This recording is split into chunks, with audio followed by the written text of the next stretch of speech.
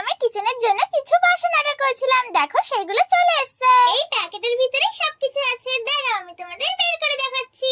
এই দেখো, এখন আমি তোমাদের এই প্লাস্টিকের ভিতর থেকে বের করে দেখাচ্ছি আমি কি কি নিয়েছি। দেখো বন্ধুরা, সব বাসনগুলো একটা তারের সঙ্গে বাঁধা আছে।